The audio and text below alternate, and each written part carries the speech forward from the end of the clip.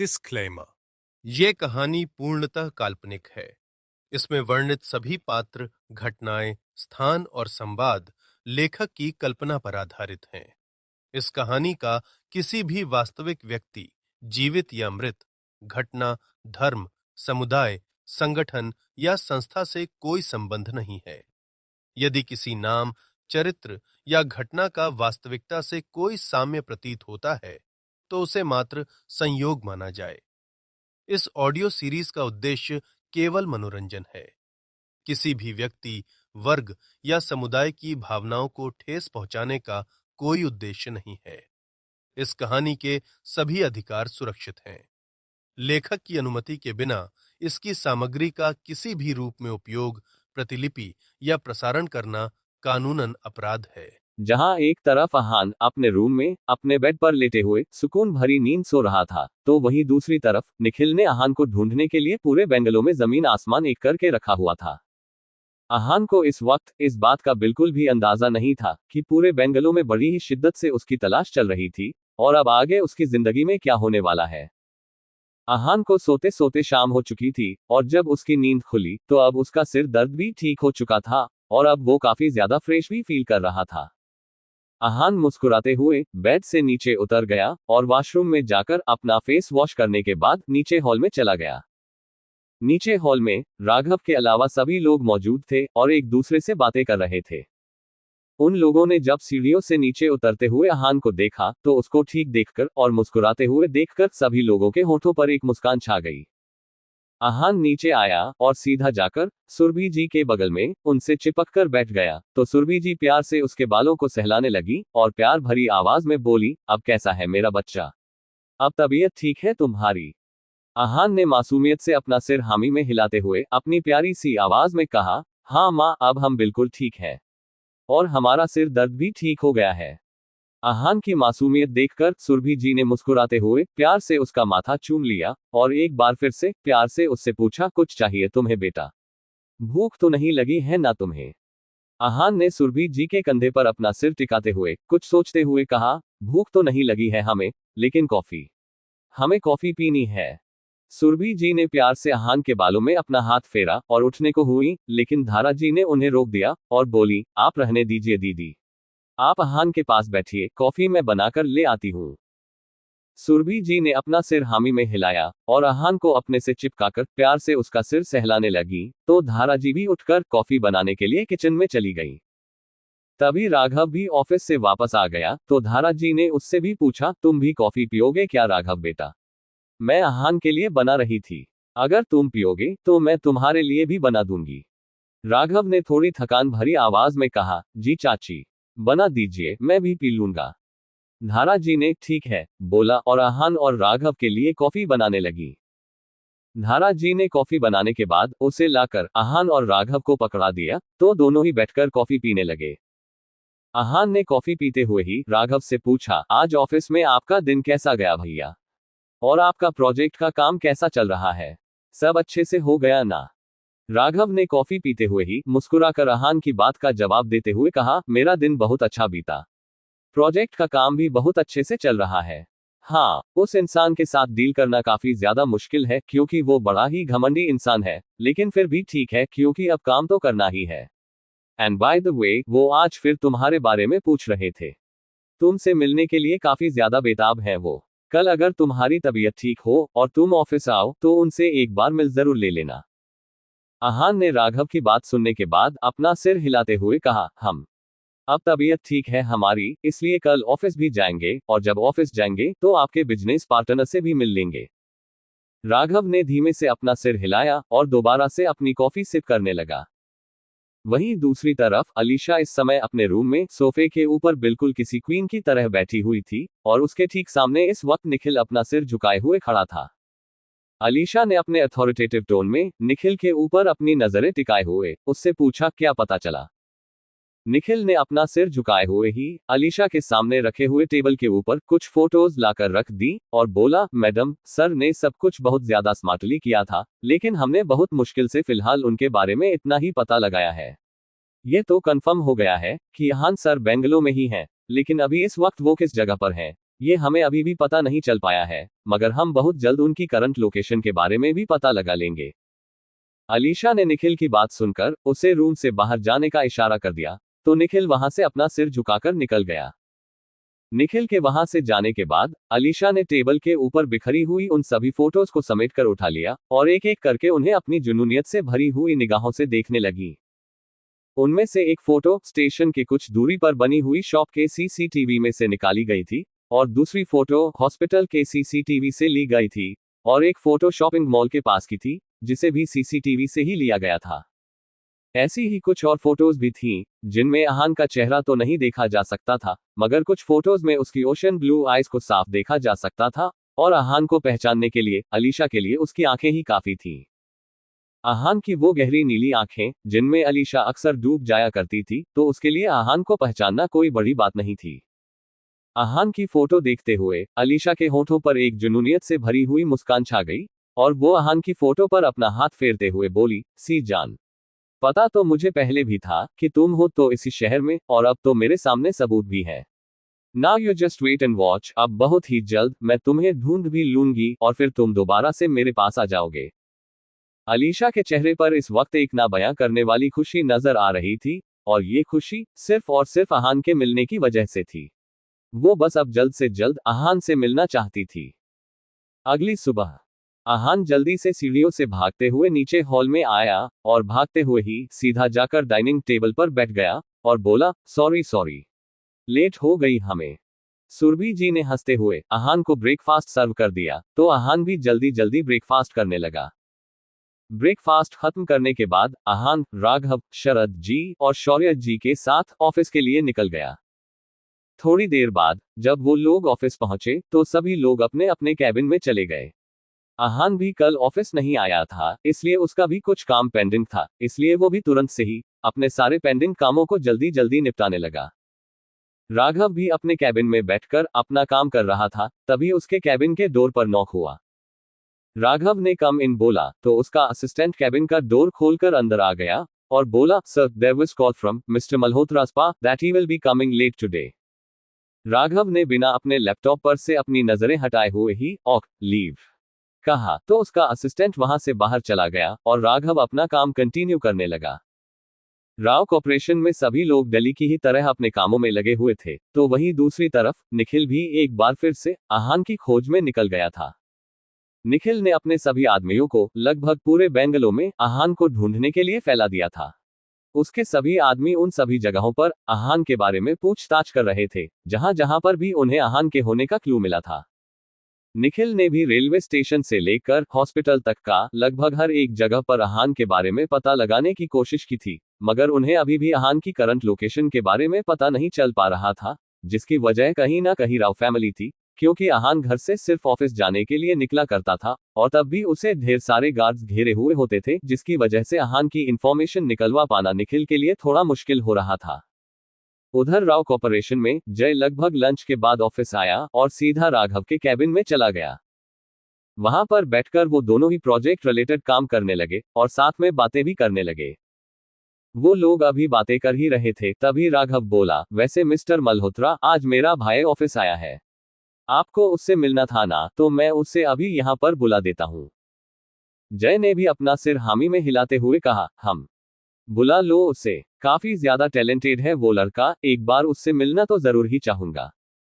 राघव ने भी तुरंत ही अहान को कॉल लगा दिया और फोन पर उससे बोला, बच्चा, आप कैबिन में आ जाए, और कॉल कट कर दिया। अहान ने भी जब कॉल पर राघव की बात सुनी तो तुरंत ही ओके बोलकर अपनी जगह से उठकर सीधा राघव के कैबिन की ओर जाने लगा। अहान खुद से बातें करते हुए जल्दी जल्दी चलते हुए राघव के कैबिन के पास पहुंचा और कैबिन का डोर खोलने के लिए अपना एक हाथ डोर नॉब पर रख दिया। अहान खुद से ही बातें करते हुए राघव के कैबिन के ठीक सामने पहुंच गया और उसने कैबिन का डोर खोलने के लिए अपना एक हाथ उठाकर डोर नॉब पर रख दिया, लेकिन वो डोर खोलकर कैबिन के अंदर जा पाता उससे पहले ही उसे शौर्य जी की आवाज सुनाई दी और उसने अपने हाथ रोक दिए। शौर्य जी उससे थोड़ी ही दूरी पर खड़े हुए थे और किसी के साथ बहस कर रहे थे। अहान ने जब शौर्य जी को ऐसे बहस करते हुए देखा तो उसने अपना सिर हल्का सा नामे हिलाकर अपने कदमों को शौर्य जी की तरफ बढ़ा दिया। अहान ने शौर्य जी के पास जाकर उनके कंधे पर हाथ रखते हुए पूछा, क्या हो गया? ऐसे छोटे बच्चों की तरह क्यों बहस कर रहे हैं आप? शौर्य जी ने आहान की बात सुनी तो मुंह बनाते हुए बोले, अरे मैं क्या बताऊं। ये लोग आजकल इतने ज्यादा इरेस्पॉन्सिबल हो गए हैं कि एक भी काम ढंग से नहीं कर सकते हैं। एक इतनी ज्यादा इंपॉर्टेंट फाइल थी और उसे स्टोर रूम में कहाँ रख रखा है, कुछ पता ही नहीं चल रहा है। आहान ने एक नजर उस एम्प्लॉय को देखा तो वो एम्प्लॉय भी जल्दीबाजी में बोला, सर वो फाइल कई साल पुरानी थी और स्टोर रूम में बहुत साल पुरानी सभी फाइलें रखी हुई हैं, तो इतनी सारी फाइलों में उस फाइल को ढूंढना मुश्किल है। हमें थोड़ा टाइम लगेगा फाइल ढूंढने में, लेकिन सर तो कुछ सुनने के लिए तैयार ही नहीं है। आहान ने एक चिड़न भरी नजर शौर्य जी के ऊपर डाली और फिर उस एम्प्लॉय को देखते हुए सॉफ्ट वॉइस में बोला, आप जाए। शौर्य जी ने पीछे भरी नजरों से आहान को देखा और मुंह बनाते हुए बोले, तुमने उसे जाने को क्यों कहा? शौर्य जी की बात सुनकर आहान ने अपना माथा पीट लिया और बोला, उफ चाचू, आप भी ना कभी कभी बिल्कुल बच्चों जैसी हरकतें करते हैं। चलिए वापस अपने कैबिन में जाइए। जब उस एम्प्लॉय को फाइल मिल जाएगी तो वो आपको लाकर दे देगा। इधर शौर्य जी और आहान एक दूसरे से बातें कर रहे थे, या फिर ये कहें कि बहस कर रहे थे, तो उधर राघव के कैबिन में अचानक से ही जय का फोन रिंग होने लगा। जय ने अपना फोन निकालकर कॉलर आईडी पर अपने विला का प्राइवेट नंबर फ्लैश होते हुए देखा तो तुरंत ही कॉल रिसीव कर लिया। उधर से कुछ कहा गया जिसे सुनते ही जय के एक्सप्रेशंस तुरंत ही चेंज हो गए और उसने सिर्फ अभी आ रहा हूं बोलकर कॉल कट कर दिया। राघव ने जब जय के चेहरे के बदलते हुए एक्सप्रेशंस को देखा और उसके जाने की बात सुनी तो उसने थोड़ी परेशानी के साथ पूछा, क्या बात है मिस्टर मल्होत्रा, कोई प्रॉब्लम है क्या? जय ने बिना किसी एक्सप्रेशन के साथ कहा, nothing, it's something personal, I have to go. Raghav ने धीमे से अपना सिर हिला दिया, जिसके तुरंत बाद जय उस कैबिन से बाहर निकल गया। जय जल्दीबाजी में ठीक उसी जगह से गुजरा जहां पर खड़े होकर शौर्य जी और आहान खड़े होकर बातें कर रहे थे, लेकिन वो आहान का चेहरा नहीं देख पाया क्योंकि आहान की पीठ उसकी तरफ थी। जय जैसे ही वहां से गया उसके कुछ ही सेकंड्स के बाद आहान भी राघव के कैबिन के अंदर चला गया। राघव ने जब आहान को कैबिन के अंदर देखा तो मुस्कुराते हुए बोला, यू आर लेट। आहान ने हैरानी से पूछा, what do you mean by that I am late? और आपके वो बिजनेस पार्टनर कहाँ गए? उन्हें तो हमसे मिलना था ना। राघव हल्का सा मुस्कुराया और बोला, हाँ मिलना तो था उन्हें तुमसे, मगर उनके घर पर शायद कोई प्रॉब्लम हो गई है, इसलिए उन्हें अपने घर जाना पड़ा। आहान ने अजीब सा मुंह बनाया और एक गहरी सांस लेते हुए सीधा जाकर सामने रखी हुई चेयर के ऊपर बैठ गया। राघव को उसका रिएक्शन देखकर हंसी आ रही थी, मगर उसने अपनी हंसी को किसी तरह से कंट्रोल किया और दोबारा से अपने काम में जुट गया। वहीं जय राव कॉर्पोरेशन से निकलकर सीधा अपने विला आ गया था। वो भागते हुए सीधा अलीशा के रूम में गया और हड़बड़ाहट में उसे ऊपर से नीचे तक का छूते हुए बोला, डॉल तुम ठीक हो ना? तुम्हें कहां पर चोट लगी है? और तुमने डॉक्टर को क्यों नहीं बुलाया? जय की नजर जैसे ही अलीशा के हाथों पर बंधी हुई पट्टी पर पड़ी तो उसके चेहरे पर चिंता के भाव और भी ज्यादा गहरे हो गए और वो परेशानी से बोला, डॉल बहुत ज्यादा दर्द हो रहा है क्या? और तुम्हें ये चोट कैसे लगी? अलीशा ने जब अपने भाई को खुद के लिए इतना ज्यादा परेशान होते हुए देखा तो उसे शांत करते हुए एक मुस्कुराहट के साथ बोली, कुछ भी नहीं हुआ है भाई, बस थोड़ी सी ही चोट लगी है। ग्लास टूटने की वजह से लग गई थी, लेकिन अब मैं ठीक हूं, इसलिए आप प्लीज परेशान मत होइए भाई। जय के चेहरे पर अभी भी परेशानी और फिक्र साफ देखी जा सकती थी, लेकिन उसने आगे सिर्फ इतना ही बोला, ओ तुम आराम करो, और रूम से बाहर निकल गया। जय बाहर आया तो उसने अपने एक आदमी जिसका नाम सुमेध था उससे अपनी कोल्ड टोन में पूछा, बताओ क्या बात है? सुमेध ने अपना सिर झुकाते हुए कहा, बॉस लिटिल मैडम ने अपने आदमी निखिल को यहाँ पर बुलाया है क्योंकि उन्हें इस बात का शक है कि आहान सर इसी शहर में कहीं पर है, और इसलिए निखिल उन्हें ढूंढने की पूरी कोशिश कर रहा है और शायद उसे कुछ मिला भी है। जय ने हल्की सी हैरानी के साथ पूछा, व्हाट डू यू मीन? क्या आहान सच में यहाँ है? सुमेध ने तुरंत ही हामी में अपना सिर हिला दिया तो जय उसे ऑर्डर देते हुए बोला, अगर आहान सच में इसी शहर में है तो अपने भी आदमियों को काम पर लगाओ और आहान को कहीं से भी ढूंढो। सुमेध ने एक बार फिर से अपना सिर हिलाया और तुरंत ही वहां से बाहर निकल गया। सुमेध के जाने के बाद जय को अचानक से ही अलीशा का बिहेवियर याद आ गया, जिसके चेहरे पर आज उसने दोबारा से एक जेन्युइन खुशी देखी थी और उसे एहसास हुआ कि सिर्फ आहान का ख्याल भी अलीशा को इस हद तक का खुश कर सकता है। तो उसने लाचारगी से अपना सिर हिला दिया और अपने रूम में चला गया। शाम का वक्त आहान इस वक्त अपने रूम की बालकनी में खड़ा हुआ था और किसी गहरी सोच में डूबा हुआ था। आहान ने आसमान में सूरज को देखा, जो डूबने के लिए तैयार बैठा था, और एक गहरी आह भरते हुए बोला, ना जाने क्यों महादेव, पिछले कुछ दिनों से बहुत ज्यादा बेचैनी हो रही है। क्या करें, समझ में ही नहीं आ रहा है महादेव। फिर कुछ सोचते हुए अचानक से ही आहान के चेहरे पर एक चमक आ गई, और वो खुशी से चहकते हुए बोला, महादेव, आप ही तो हैं हमारा सुकून। हमें इस वक्त आपके पास आने की जरूरत है। हमें मंदिर जाना चाहिए। इसके बाद उसने तुरंत ही अपना मास्क उठाया और चहकते हुए वहां से नीचे चला गया, और जयंती जी को अपने मंदिर जाने के बारे में बताकर कार लेकर सीधा मंदिर जाने के लिए निकल गया। आहान ने अपनी कार को ले जाकर मंदिर से थोड़ी दूरी पर पार्क कर दिया और कार से नीचे उतरकर मंदिर के अंदर चला गया। वहीं दूसरी तरफ अलीशा का भी विला में मन नहीं लग रहा था, तो उसने बाहर जाने को कहा। जय ने उसे मना करते हुए कहा, नो डॉल, आपको चोट लगी है। You should rest. अलीशा ने जिद करते हुए कहा, भाई, चोट हाथ में लगी है, पैरों में नहीं। मुझे बाहर जाना है। मुझे घर में बैठे बैठे एक अजीब सी बेचैनी हो रही है, इसलिए मुझे बाहर जाना है। जय अभी भी कन्विंस नहीं था, मगर अलीशा के बार बार जिद करने की वजह से उसने हार मान ली और उसके साथ बाहर चला गया।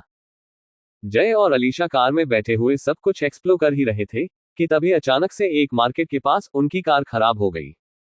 जय ने जोर से स्टीयरिंग व्हील पर अपना हाथ मारते हुए फ्रस्ट्रेशन के साथ कहा, शिट यार, इस कार को भी अभी खराब होना था।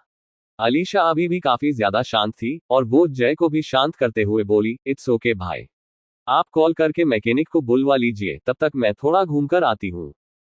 जय ने हामी में सिर हिलाया तो अलीशा कार से नीचे उतर गई और मार्केट में घूमने लगी। मार्केट में घूमते घूमते ही अलीशा की नजर थोड़ी दूरी पर बने हुए एक महादेव के मंदिर पर चली गई, और अनजाने में ही उसके कदम उस मंदिर की ओर बढ़ने लगे। वहीं मंदिर के अंदर आहान था, जो इस वक्त अपने महादेव के सामने बैठकर उनसे दुनिया जहान की शिकायतें कर रहा था और उन्हें अपनी दुख भरी गाथा सुना रहा था। जब एक बार आहान ने अपने अंदर की पूरी भड़ास अपने महादेव के सामने उतार दी, तो वो एक चैन की सांस लेकर रिलैक्स होते हुए बोला, फाइनली अब कहीं जाकर अच्छा लग रहा है। ओह, तो फिर अब हम चलते हैं, लेट हो रही है। हम फिर आएंगे आपसे मिलने के लिए।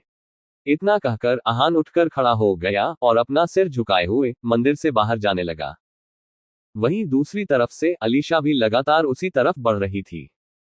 अलीशा और आहान दोनों ही इस समय एक दूसरे की मौजूदगी से अनजान थे, मगर अनजाने में ही उन दोनों के ही कदम एक दूसरे की ओर ही बढ़ते चले जा रहे थे। अलीशा और आहान दोनों का ही ध्यान अब तक एक दूसरे के ऊपर नहीं गया था, और अब तक वो दोनों एक दूसरे के काफी ज्यादा करीब आ चुके थे। उसी वक्त वहां से एक आदमी फूलों से भरी हुई थाली लेकर जा रहा था, और जैसे ही आहान और अलीशा एक दूसरे के सामने आए, उन दोनों की एक जोरदार टक्कर हो गई, और अलीशा के गिरने से पहले ही आहान ने उसे अपनी बाहों में थाम लिया। गिरते हुए अलीशा का हाथ उस फूलों की थाली पर कसकर लगा, जिससे थाली ऊपर की तरफ उछल गई और थाली के सारे फूल आहान और अलीशा के ऊपर गिरने लगे। अलीशा इस वक्त आहान की बाहों में थी और आहान ने कसकर उसे थाम रखा था। दोनों की ही आंखें एक दूसरे की आंखों में एकटक देखे जा रही थी, और ऊपर से उन लोगों के ऊपर फूलों की बरसात हो रही थी। आहान ने जब अलीशा को अपने सामने इस तरह से इतने दिनों के बाद देखा, तो पहले तो उसे बहुत ज्यादा खुशी हुई और उसके अंदर की दबी हुई फीलिंग्स बाहर आने लगी। लेकिन अगले ही पल जब उसे सब याद आने लगा, और जब उसे याद आया कि वो यहाँ पर भागकर आया है और जिससे भागकर आया है वो ठीक उसके सामने खड़ी है, तो डर से उसकी हालत खराब हो गई। वहीं अलीशा, जो अब भी एकटक आहान की आंखों में ही देख रही थी, वो उसकी नीली आंखों में पूरी तरह से डूब चुकी थी, और उसके मुंह से अचानक से ही एक नाम निकला, आहान। अलीशा के मुंह से अपना नाम सुनकर आहान की आंखों में दहशत नजर आने लगी और उसके पूरे शरीर में एक डर की लहर दौड़ गई। अलीशा और आहान दोनों की नजरें एक दूसरे की नजरों पर ही टिकी हुई थीं, और जैसे ही आहान ने अलीशा के मुंह से अपना नाम सुना, तो उसका तो मानो पूरे शरीर का खून ही सूख गया। आहान ने अपनी आंखों में एक अजीब सी बेचैनी और डर लिए हुए अलीशा की आंखों में देखा, जो खुद भी अपनी जुनून और शिद्दत से भरी हुई नजरों से उसकी ही आंखों में देखे जा रही थी। दोनों ही इस वक्त इतने ज्यादा करीब खड़े हुए थे कि एक दूसरे की बढ़ी हुई धड़कनों को साफ सुन सकते थे। आहान को अचानक से ही इस बात का एहसास हुआ कि अगर वो ज्यादा देर तक यहाँ पर रुका, तो इसका अंजाम उसके लिए अच्छा तो बिल्कुल भी नहीं होने वाला है। आहान ने जल्दी से अलीशा को सबसे पहले ठीक से खड़ा किया और तुरंत ही वहां से मुड़कर जाने के हुआ, लेकिन अलीशा ने कसकर उसका हाथ पकड़ लिया। अहान ने एक गहरी सांस ली और ना चाहते हुए भी अलीशा के हाथ को अपने हाथ से एक जोरदार झटके के साथ छुड़वाया, जिससे अलीशा 2-3 कदम लड़खड़ा गई। लेकिन अहान ने पीछे पलटकर एक बार भी नहीं देखा और तुरंत ही वहां से भागने लगा। अलीशा ने जब अहान को एक बार फिर से अपने आप से दूर भागते हुए देखा तो वो खुद भी उसके पीछे भागते हुए चिल्लाए, अहान स्टॉप, रुको, तुम एक बार फिर से मुझे दूर नहीं जा सकते। अहान को अलीशा की बातें तो साफ सुनाई दे रही थी, मगर वो पूरी तरह से उन सभी बातों को नजरअंदाज करके बस बेसुध होकर भागे जा रहा था।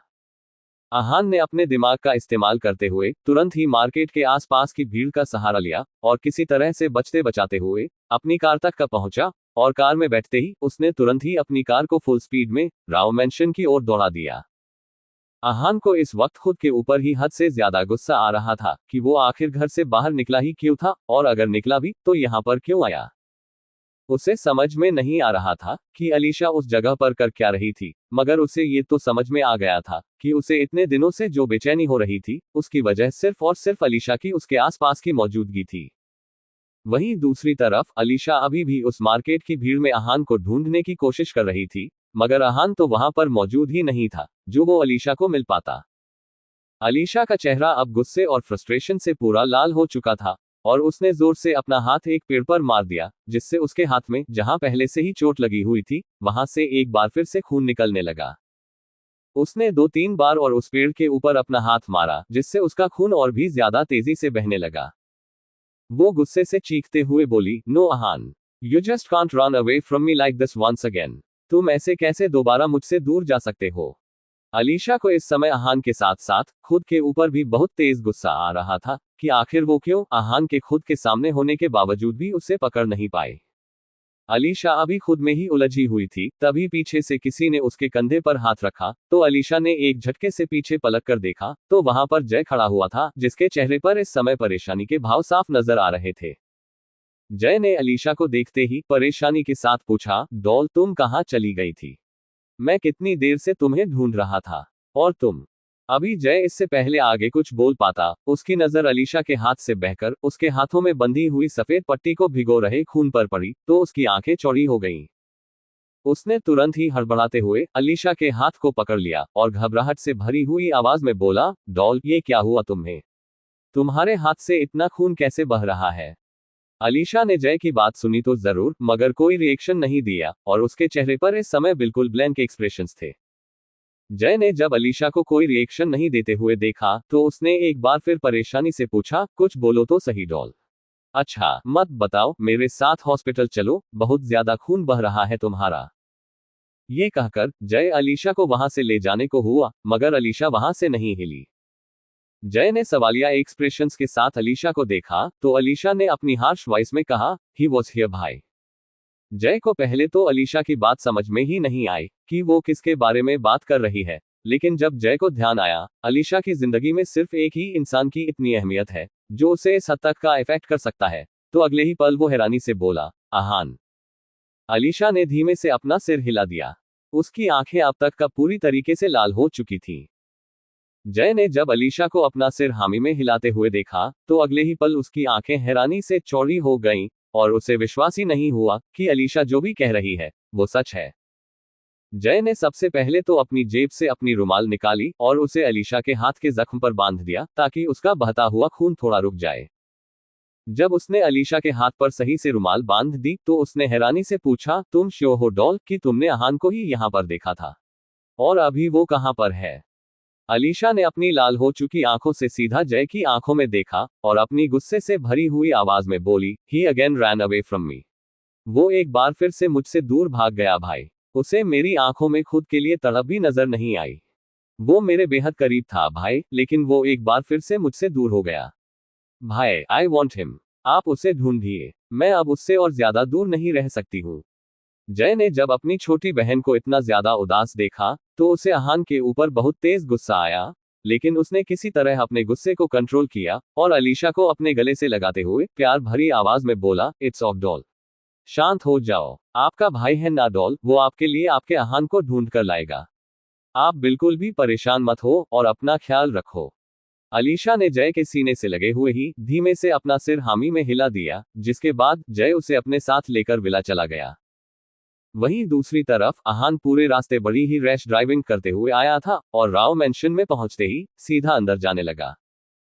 हॉल में फैमिली के कुछ लोग बैठे हुए थे जो आपस में एक दूसरे से हंस हंस कर बातें कर रहे थे।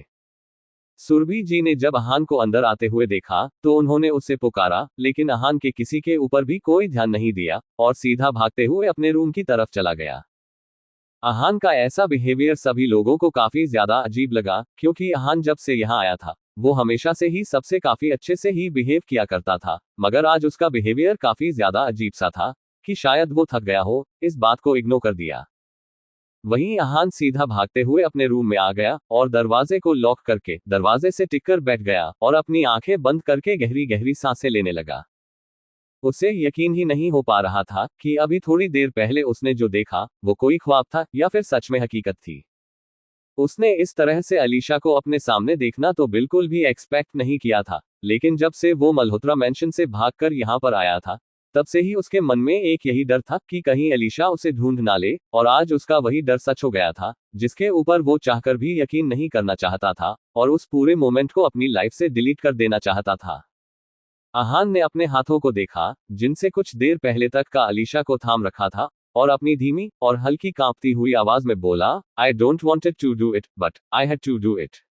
अगर हम वहां से नहीं भागते तो आप एक बार फिर से हमें उसी सोने के पिंजरे में ले जाकर कैद कर देती जहां से हम बड़ी मुश्किल से भाग कर आए हैं। अहान की आंखें भी अब तक हल्की हल्की लाल हो गई थी और उसने अपनी एंगेजमेंट रिंग को छूते हुए आगे कहा, ऐसा नहीं था कि हमने आपकी आंखों में खुद के लिए तड़प नहीं देखी, लेकिन चाहकर भी आपके पास रुक नहीं पाए, क्योंकि हम तो आपकी आंखों को देखकर आपकी तड़प को महसूस कर सकते हैं, लेकिन शायद आप आज तक हमारी तड़प को महसूस नहीं कर पाई और इसलिए आपने कभी भी हमें और हमारी जरूरतों को समझने की कोशिश नहीं की। अगर एक बार, सिर्फ एक बार आप इस बात को समझ पाती कि हमें क्या चाहिए और आप अपने बिहेवियर को थोड़ा सा भी चेंज करने की कोशिश भी करती, तो हम सारी जिंदगी भी इस रिश्ते को निभाने की कोशिश करते, लेकिन आपने हमारे कैरेक्टर के ऊपर सवाल उठाए हैं। और अहान शर्मा को अपनी फैमिली के बाद अगर सबसे ज्यादा प्यार किसी से है तो वो अपनी सेल्फ रेस्पेक्ट से है, जिसे एक बार हमने अपनी फैमिली के लिए सेक्रीफाइस कर दिया था, मगर इस बार आपने सारी हदें पार कर दी थी जिसे हम नजरअंदाज नहीं कर सकते हैं। हम ये भी जानते हैं कि अगर इस बार आप हमें दोबारा अपने साथ ले गईं, तो शायद इस बार आपका बिहेवियर हमारे साथ पहले से भी ज्यादा बुरा हो जाए। पहले तो आपने हमें सिर्फ अपने रूम में ही लॉक किया था, इस बार ना जाने आप क्या करेगी। हमें आपके पास बिल्कुल भी वापस नहीं जाना है। Won't ever come back to you। इतना कहकर अहान ने एक गहरी सांस ली और खुद को शांत करने के लिए सीधा वॉशरूम के अंदर चला गया, इस बात से पूरी तरह से अनजान कि उसकी आने वाली जिंदगी में अब कौन कौन से तूफान आने वाले हैं। रात हो गई थी, लेकिन अहान अभी भी शाम वाले इंसिडेंट से बेहद परेशान था। उसे समझ में नहीं आ रहा था कि वो क्या करे और वो तब से ही लगातार कुछ न कुछ सोचे जा रहा था। उसे ना जाने क्यों बार बार कुछ बड़ा होने का एहसास हो रहा था, कुछ ऐसा जो उसके लिए तो बिल्कुल भी अच्छा नहीं होने वाला था। अहान आज इतना ज्यादा परेशान था कि वो डिनर करने के लिए नीचे भी नहीं गया था, और जब सुरभि जी उसे डिनर के लिए नीचे बुलाने के लिए आई थी तब भी उसने डिनर करने के लिए मना कर दिया था। अहान इस समय बेचैनी से अपने कमरे में इधर उधर घूम रहा था और लगातार अपने दोनों हाथों को आपस में रगड़ रहा था। उसने एक गहरी आह भरते हुए शिकायती लहजे में बालकनी के खुले डोर से दिखते हुए चांद को देखते हुए बोला, महादेव जी, आपको हमसे ऐसी कौन सी प्रॉब्लम है जो हर बार किसी ना किसी नई प्रॉब्लम को लाकर हमारे सामने खड़ा कर देते हैं। जैसे तैसे तो हमने खुद को इस नई लाइफ में एडजस्ट किया था और अब आपने एक बार फिर से हमारे पास्ट को लाकर हमारे सामने खड़ा कर दिया। आपको भी पता नहीं क्या मजा आता है बार बार हमें परेशान करने में। आप ना कभी कभी बहुत बुरा करते हो हमारे साथ, लेकिन हम तो आपसे शिकायतें भी नहीं कर सकते हैं। आज भी तो आपके पास शिकायतें ही करने आए थे, लेकिन आपने तो हमें नेक्स्ट लेवल का ही सरप्राइज दे दिया वहां पर। अगर शिकायतें करने का बदला निकाल रहे हैं ना आप हमसे, तो भूल जाए कि हम आपसे कभी भी अपनी शिकायतें करना बंद नहीं करने वाले हैं, क्योंकि आपसे शिकायतें करना तो हमारा जन्मसिद्ध अधिकार है। हालांकि अहान अभी भी हद से ज्यादा परेशान था, मगर उसने अभी भी अपने महादेव के सामने अपनी शिकायतों का पिटारा खोल रखा था और वो लगातार अपने महादेव से शिकायतों पर शिकायतें किए जा रहा था। जब अहान पूरे तरीके से अपनी शिकायतें करते करते थक गया तो वो सीधा जाकर बेड पर लेट गया और थोड़ी ही देर में उसे नींद भी आ गई। अगली सुबह अहान जब सुबह उठा तो एक बार फिर से उसके सिर में भयंकर दर्द हो रहा था और उसका आज ऑफिस जाने का कोई भी इरादा नहीं था। वैसे अगर अहान का सिर दर्द नहीं भी होता, तब भी वो कल के इंसिडेंट के बाद आज ऑफिस जाने की हिम्मत तो बिल्कुल भी नहीं करने वाला था। अहान ने बड़ी हिम्मत जुटाई और बेड से उठकर वॉशरूम में शॉवर लेने के लिए चला गया। थोड़ी देर बाद अहान शॉवर लेकर बाहर आया और दोबारा से जाकर किसी आलसी इंसान की तरह बेड पर लेट गया। थोड़ी देर बाद भी जब अहान ब्रेकफास्ट करने के लिए नीचे नहीं आया, तो ऋषिका ऊपर उसके रूम में आ गई। अहान ने रूम लॉक नहीं कर रखा था, इसलिए ऋषिका सीधा अंदर ही आ गई थी, और जब उसने अहान को बेड पर ऐसे लेटा हुआ देखा, तो वो परेशान हो गई, क्योंकि अहान ने रात को भी डिनर नहीं किया था। ऋषिका ने तुरंत ही अहान के माथे को छूकर, तो उसे बुखार था। वो परेशानी से बोली, अहान भाई, आपको तो फीवर है। आप एक काम करो, थोड़ी देर वेट करो, मैं अभी आपके ब्रेकफास्ट लेकर आती हूँ, फिर आप मेडिसिन लेकर सो जाना। अहान ने अपनी आंखों को हल्का सा खोलकर ऋषिका को देखा और धीरे से अपना सिर हामी में हिला दिया। ऋषिका तुरंत ही रूम से भागते हुए बाहर निकल गई और थोड़ी देर बाद रूम में ब्रेकफास्ट की प्लेट के साथ आई। उसके साथ इस बार सुरभि जी और धारा जी भी आई थीं।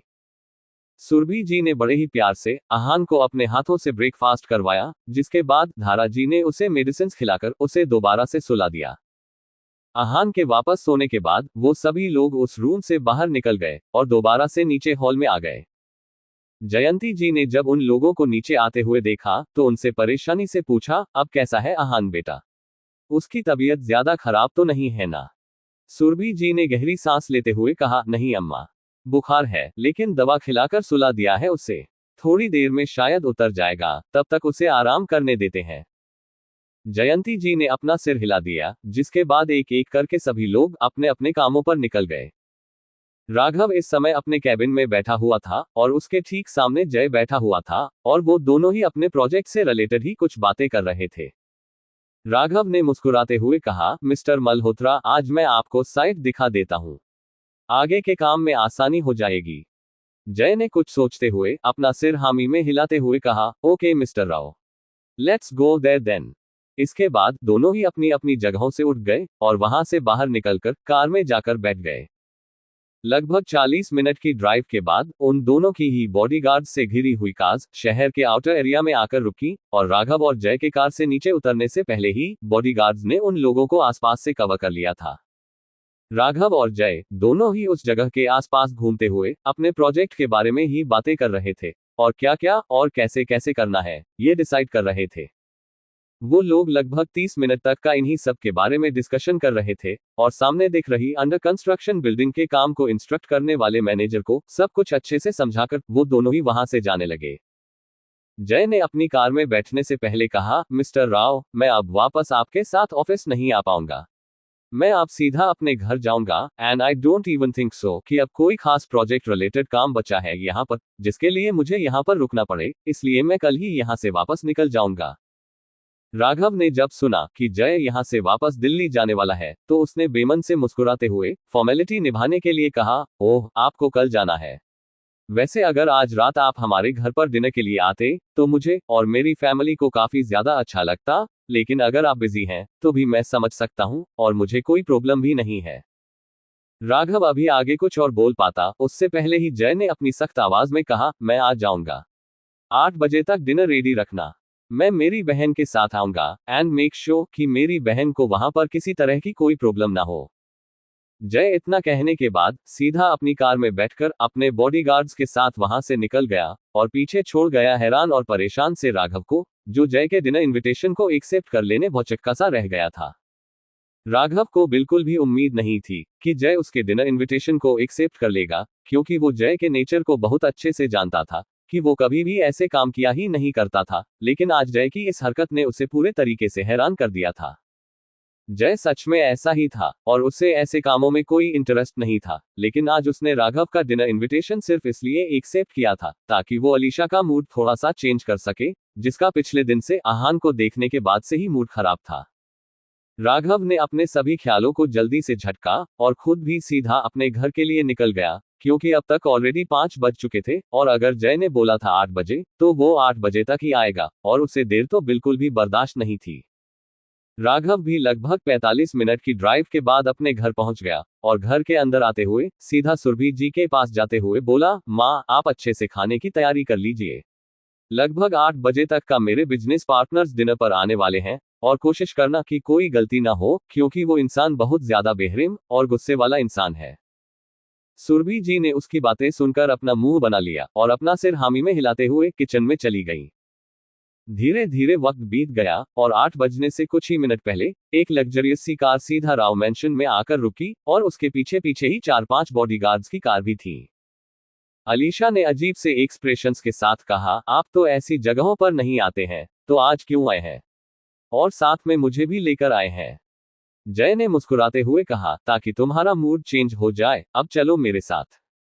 दोनों कार से उतरे तो मेन डोर पर ही राघव ने उनका स्वागत किया और उन्हें घर के अंदर ले गया। उन लोगों ने कुछ देर तक इधर उधर की बातें की, लेकिन अलीशा पूरे वक्त खामोश थी। थोड़ी देर बाद राघव उन लोगों को लेकर डाइनिंग टेबल पर चला गया और वो लोग डिनर करने लगे। आज डाइनिंग टेबल पर रोज जैसा खुशनुमा माहौल नहीं था, बल्कि जय और अलीशा के वहां होने की वजह से माहौल में एक टेंशन सी थी और एक अजीब सी खामोशी वहां पर छाई हुई थी। थोड़ी देर में जब सबका डिनर खत्म हुआ तो सब लोग जाकर हॉल में बैठ गए और जय, शरद जी, शौर्य जी और राघव के साथ कुछ बिजनेस रिलेटेड बातें करने लगे।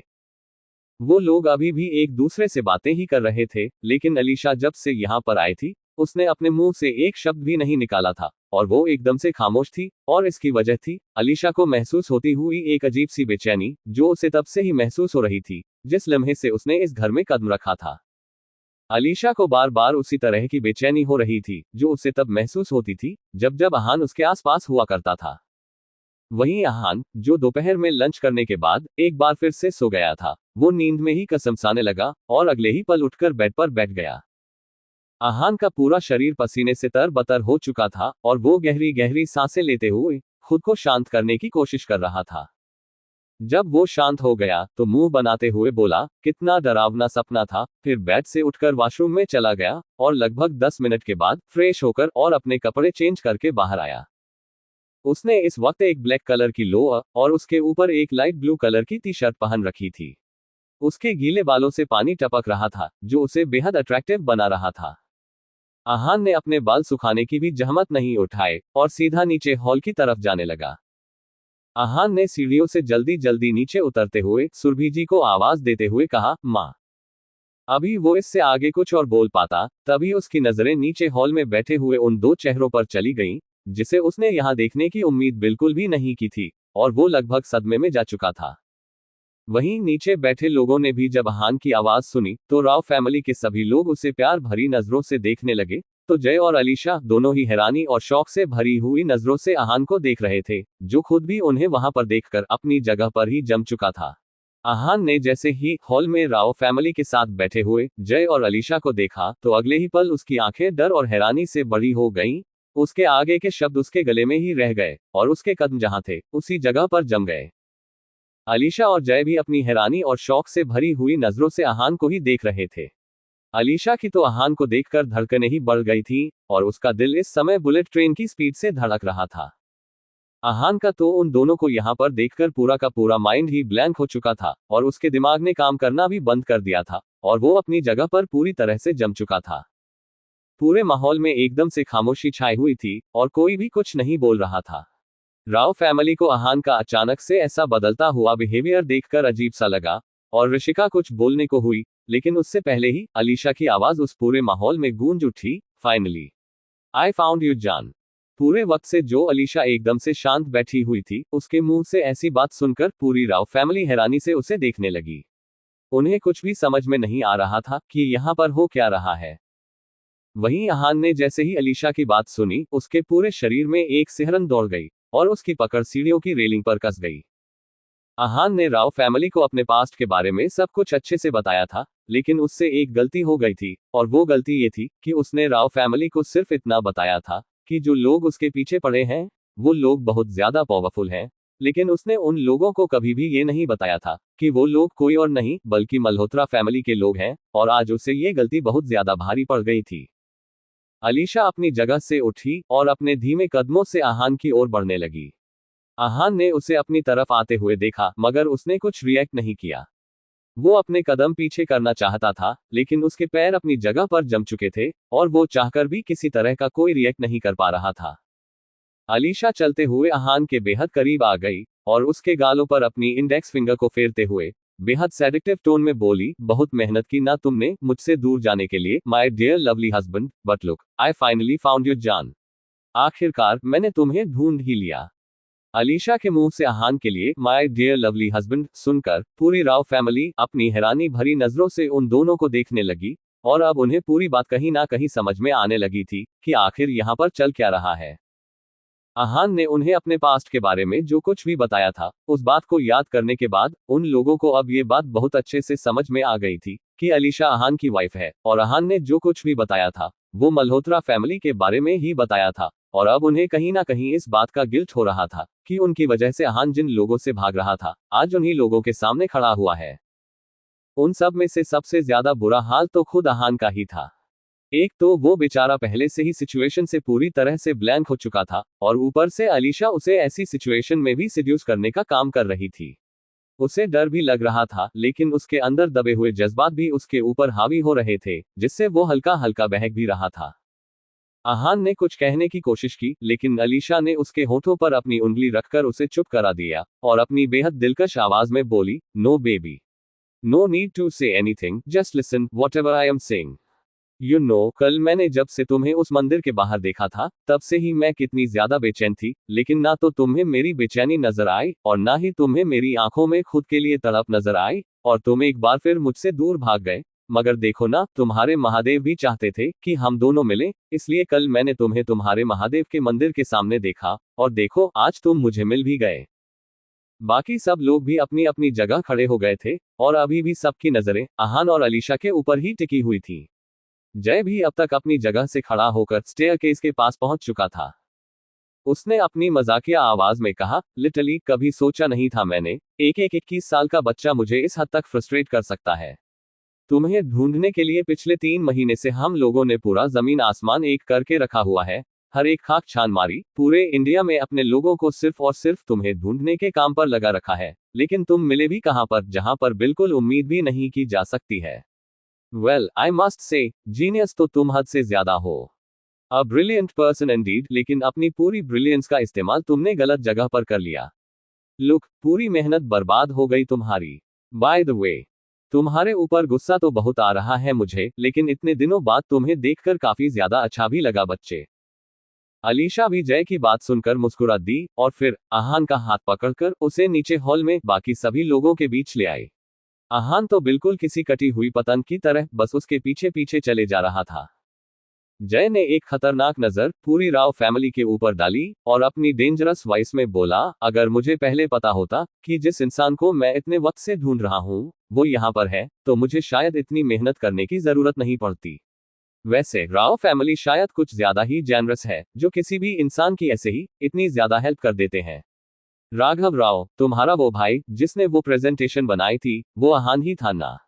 उसके पास उसके डॉक्यूमेंट्स नहीं थे तो तुमने उसे ऐसे ही जॉब दी थी, तो तुम्हें उसके बारे में कुछ तो पता ही होगा, राइट?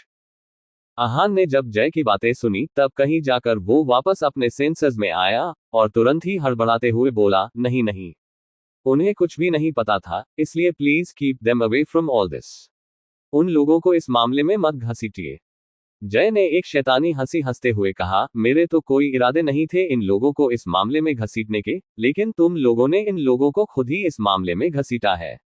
अगर इन लोगों ने तुम्हारी हेल्प नहीं की होती तो हम लोगों को कभी भी तुम्हें ढूंढने में इतना वक्त नहीं लगता और ना ही मेरी बहन तुम्हारी वजह से कभी भी इतनी ज्यादा परेशान होती।